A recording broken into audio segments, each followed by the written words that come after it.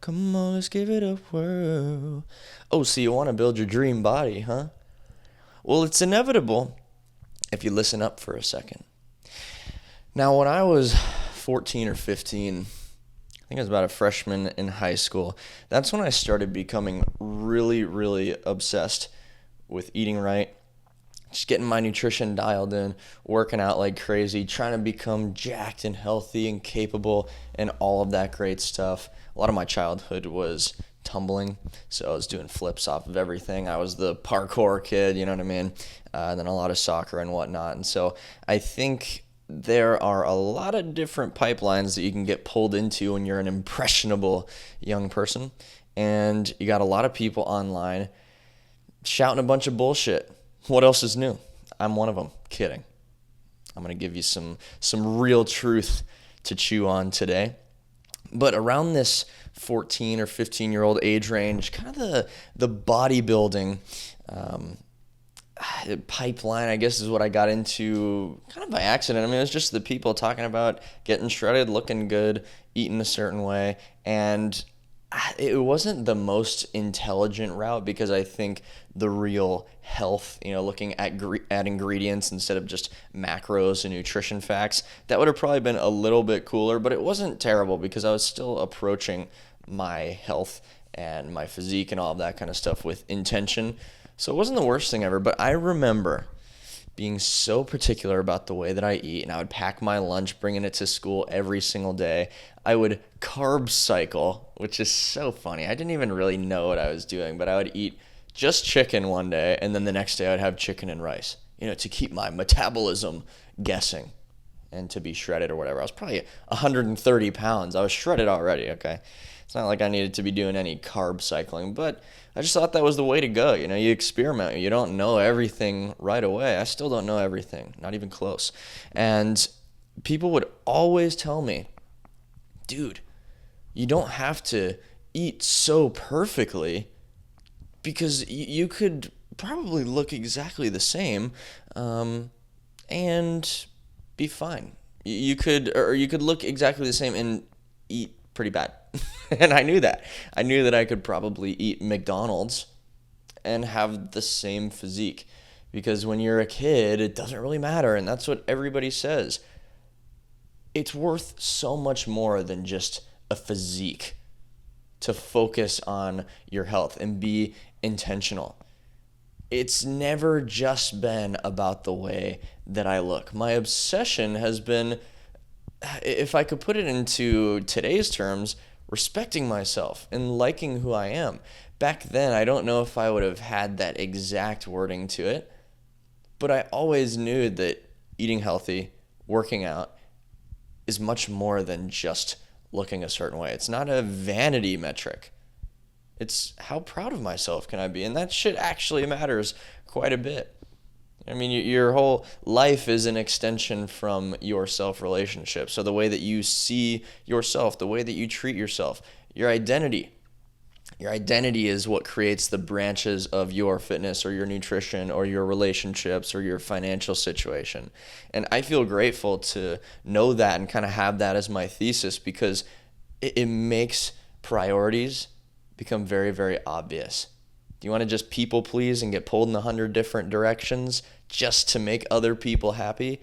Probably not, because if you're making other people happy at the expense of your own self-respect and your own self-care, that shit is not going to work. And if it does work right now, it's not going to work forever. So the self-relationship side of things, it's huge. And I had a quick mention of what to... Oh, I see. Okay. I kind of confused myself with my own little writing here. What you can expect in the length of this video, I'm going to talk about shortcuts. So shortcuts, they're absolutely ridiculous. We're going to get into that. Some of the science behind, the food, the exercise relationship. The meaning behind ability over just vanity. So talking about what it's like to be able to actually move and do so in a meaningful way instead of just the vanity metrics that I mentioned before. And then we're going to touch on food and things of that nature as well. So kind of a lot to cover here, and I'm just going to get right into it. We're going to fire away at this. So here's the deal. Shortcuts are dumb as shit. That's what I have written right here. 5 words. Shortcuts are dumb as shit. So, what do results mean in a physique manner, in this dream body manner, if you throw away your sense of self and you throw away your character to get to them? So, if you wanted to get a really fast mile time, well, you could do 0 extra work and you could just go get the best shoes on planet Earth. You could get a big wind turbine to follow behind you, and then you could just cheat your way to getting a faster mile time. So then your Instagram looks a little bit cooler, but what else changes? You're still the same person on the inside. You didn't actually improve your ability at all. You just changed the optics. Optics are not going to make you feel fulfilled. So you can take shortcuts to get to some sort of outcome, and then you'll still look in the mirror and go, damn, that looks like a piece of shit. Shortcuts will not fulfill you. And I'll be saying this till the day I die, because the feeling is there. Oh my gosh, I just want that savior of a shortcut. I want to know that it doesn't actually come down to the hard work. Well, it does.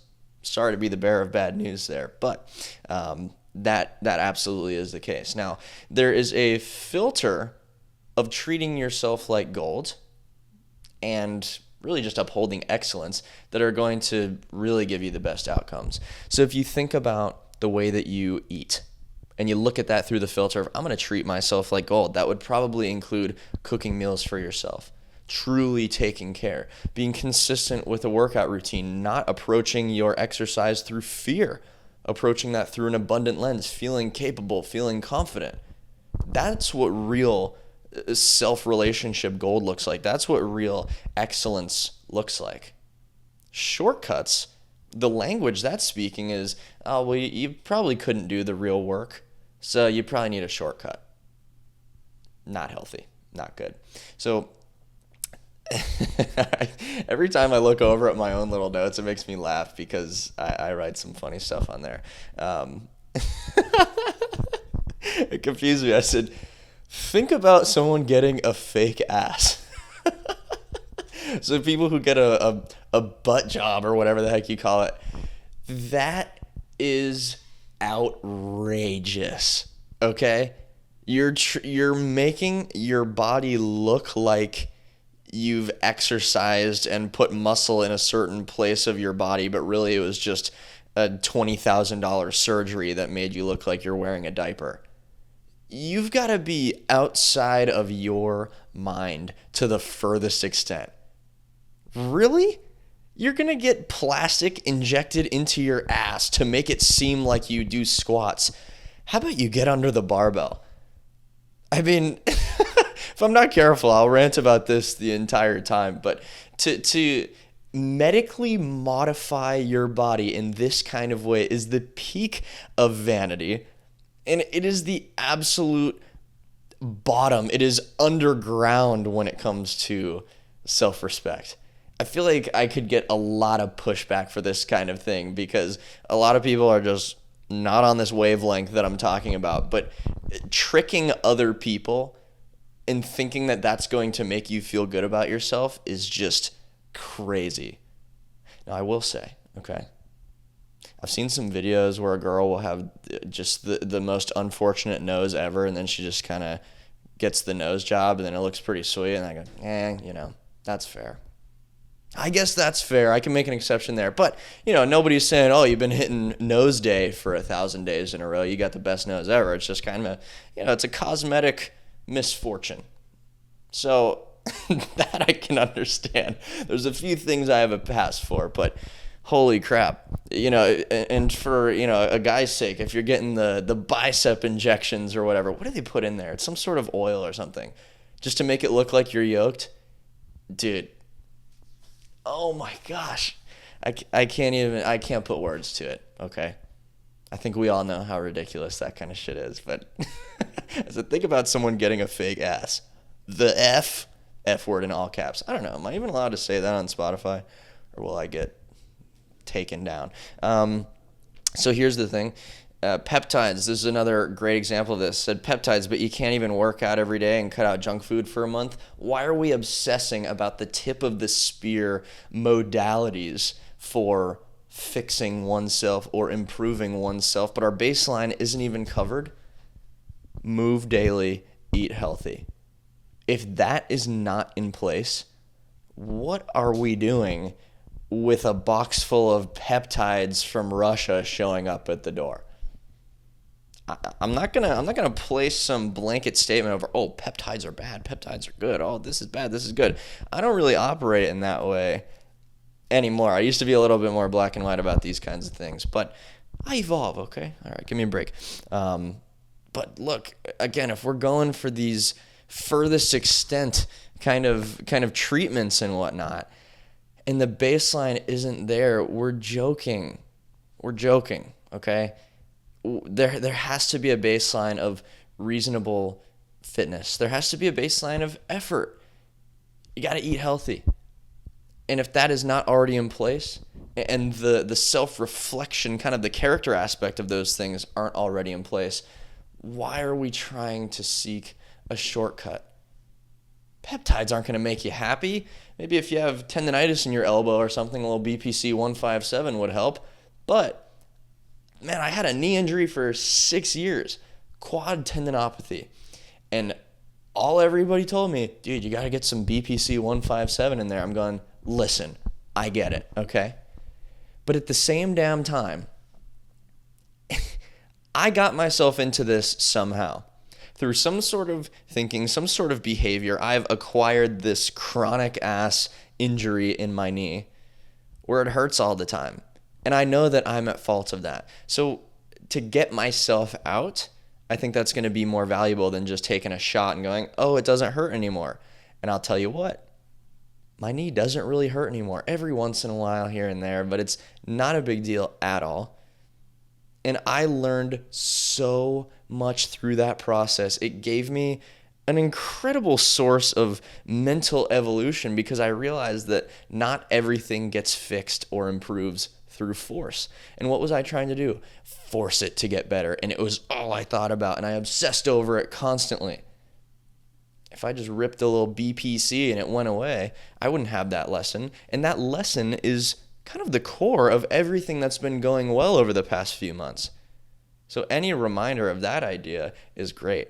And it reminds me of the scene from Nemo. I've made a little short form video about it. If you've seen it, you know what I'm talking about. But it's the scene where Nemo gets sucked up into the little filter thing, and he gets stuck, and everyone's going, oh shit, we got to get him out.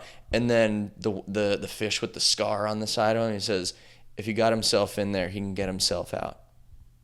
And it's Nemo, okay? But I think about that shit a lot, and I'm not even joking. That is the best scene ever, and that's how I feel. If I got myself into this, I can get myself out. No shortcut. We don't need to just shortchange every single path of difficulty. We got to learn something. That's a huge deal. So let's get into the science, and science is kind of in quotations here. But see, I'm making myself laugh with my notes again. There is a real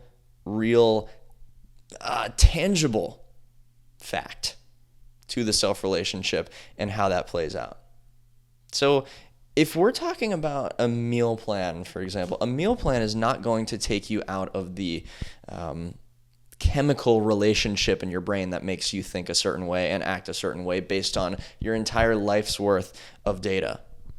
So though this self-relationship idea seems a little bit floaty, we can bring this down to earth, put the science to it of that every single time you've told yourself to eat well and you don't do it, boom, there is a tangible piece of data that says you shouldn't trust yourself. Every time you have said, I'm going to eat healthy, and you do it, there is a tangible piece of data, a tangible piece of science that says you should trust yourself. And when it comes to building your dream body, when it comes to feeling good physically, feeling good mentally, fueling yourself well, that's exactly what it comes down to. So a good plan does not get rid of bad habits and bad thinking, because a good plan will just be an even further unrealistic expectation. And I've worked with so many people that are incredibly successful and have all of the best accolades in the world. But then when it comes to something like food or exercise, they have the hardest time getting a grasp on it. You go, wait, I thought you were the ultra productive person that can do absolutely everything. But it comes back to the sense of self, the self relationship, the mindset behind that, the data that has brought them to that point. The identity drives all of it. So somebody who hates exercising and can't do it and can't stay in the gym, I guarantee you there's a voice in their head going, oh, every time you start something, you don't finish it. So it makes it really difficult for me to sometimes help people in a fitness sense because everybody else wants to go, hey, look, it's just because you don't have my freaking fitness 30-day challenge, blah, blah, blah. It's not that. It's not that. Go on Claude or ChatGPT right now and say, write me a dope-ass workout plan. You'll get it in 10 seconds. I promise you that. Nobody has a magical plan or a magical workout structure that's going to get you the results you're looking for. Okay? Deeper work on the way that you think and interact with yourself, your own thoughts, your behaviors. That's how you can actually make some changes. It's not the plan. It's the person carrying out the plan. If you're not willing to work on the person, don't go spending money and energy on the plan. Okay. Did you know that 0% of professional marathoners are fat? The reason I say this is because when it comes to losing weight or changing physique, it feels existential. And a lot of people have it baked into their identity that I have tried everything. I've tried everything. I've done it all when it comes to losing weight. And I am a scientific anomaly because I can't do it. If we can all agree that 0% of professional marathoners are fat, that means that if you are at the furthest extent of cardio-based volume when it comes to exercising, you have created ultimate peace of mind that you are not going to be fat. You're not going to. So if we can agree on that, then we can agree that less calories, more exercise always equals losing weight. I would love to hear about somebody that has defied that law because I'm pretty sure thermodynamics are relatively ingrained into our perception of reality. Again, I could be very off here, but if we'll agree on kind of the poles of this spectrum, as in the people who eat the absolute most and do the least exercise are definitely fat, and then the people who exercise like absolute crazy people and eat, well, kind of whatever at the furthest extent are not fat, then there's got to be, kind of a to B translation here where less food, more exercise equals down, more food, less exercise equals up. That's super high level when it comes to the kind of movement that you do and the stress in your body when you're experiencing these things. All of that, there's room for it. I would not say I am anywhere close to a scientist of these things, but I've definitely obsessed over this category of life enough because I'm spending hours in the gym every day and doing jujitsu and freaking running every day and all that kind of stuff. Gosh, couldn't breathe for a second there. So I have a decent awareness over just how these things work at a basic level. And for pretty much everybody, all you need is a basic level understanding. One of my clients, she is one of the funniest people I've ever met. But when we started working together, she literally told me, I think that I could do all of the right things and I'm still not going to lose weight. And I said, okay, well, how about we try?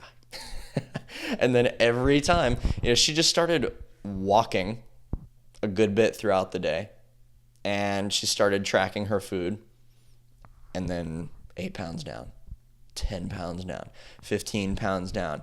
And she would send me these text messages sending a screenshot of the weight loss on her app that tracked it or whatever. And I would say, no, in all caps. I'd say, how dare your progress, steal away your identity. This is so unfair. I hate this. And, just be kind of a sarcastic exchange because her identity was telling her, no matter what you do, you're not going to lose weight. The identity is a powerful thing because it is going to find a way to reaffirm itself. And it just wasn't true. So muscle gain and fat loss are simple math. but they're complex when it comes to follow through. So again, this is who the heck are you? When you get a plan, when you establish a plan, do you follow through on the plan? And that's really what we're looking for. So like I mentioned before, there are lifestyles that guarantee a great physique, but the more spontaneous lifestyle you have, as in the more flexibility, the more, hey, I'll just kind of do whatever I feel at whatever time, the more honesty and diligence is required. So I eat junk food 0%. I have some flexibility here and there, but it's all homemade kind of stuff. It's nothing shitty. So 100% of the time, I know my boundaries. I know what I want to consume. I don't have to think at all. It's very nice. It's very peace of mind oriented, and I like it for my life. It absolutely works for me. If somebody wants to do 80% healthy and 20% unhealthy, okay. Well, when's the 20% really 20%? Or when does 20 turn into 30? Or, well, now there's vacation. Is the 80-20 different? Am I treating myself well, or am I kind of bullshitting myself? It gets a little bit gray, and I don't like to spend energy on that. That's just me personally. If you want to do the 80-20 kind of thing, again, it's not a negative, it's not wrong, but it does require more honesty and more diligence. So the more spontaneous, it might not actually be easier depending on who you are. For me, just cutting out all the bullshit, that is so much easier to me. Now, in terms of the dream body focus here, ability over vanity. I think that when you can learn through trying to become capable, it's a lot better than if you're just searching to be jacked, for example. So first of all, there's got to be a very simple plan for your goals. So if you want to put on muscle, gain weight, do that whole thing, you just need to have a plan that reflects that. And again, you can go on Claude, ChatGPT. Claude is so much better, by the way. You can go on Claude and say, look, give me a plan. I want to gain muscle. Give it all of your stats. Here's how much I weigh right now. Here's what I'd like to look like. Here are the things that I enjoy doing for exercise. And it will work. Complexity is the enemy. Okay, because the more you have to think and process when you go to the gym and you got 10 different exercises with 400 supersets and you just don't even want to start it, that's the resistance that's absolutely unnecessary. So get a very simple plan that allows you to carry it out and follow through. It's building your character. It's also building that dream body. Now, skill learning. Okay, skill learning is the fastest way to see physical progress. So physical progress is not just looking a certain way. It's being able to do a new thing. So when you work on a handstand, for example, and you can't hold it but for 1 second, and then a week later, through practicing that every day, you can stand on your hands for 5 seconds. That's freaking incredible. And it's so fun to see that kind of progress where you go, whoa, I literally became more capable in something. And it feels like it kind of happened overnight, and you'll have your frustrating parts of that, I promise you. But that is all part of it. That's all I used to do growing up. I'd just sit there and handstand, or I'd sit there and try and perfect this flip that I was doing, or I'd be on the trampoline trying to overcome my fear with one thing or the next. That is so gratifying because you are literally watching yourself evolve in real time. If you're only in it for the physique change, if you're only in it for the vanity, you start to lose patience. And every day that you don't look like your dream self, you start to see that as a failure. And then the process becomes really hard to digest. But the process is everything. You'll always be in process. I probably look like my dream physique of 10 years ago, but compared to where I want to be 10 years from now, I'm not even half of where I want to be. You know what I mean? And I'm just kind of using fake numbers here. But that is important, because if you only do vanity, you hate the process.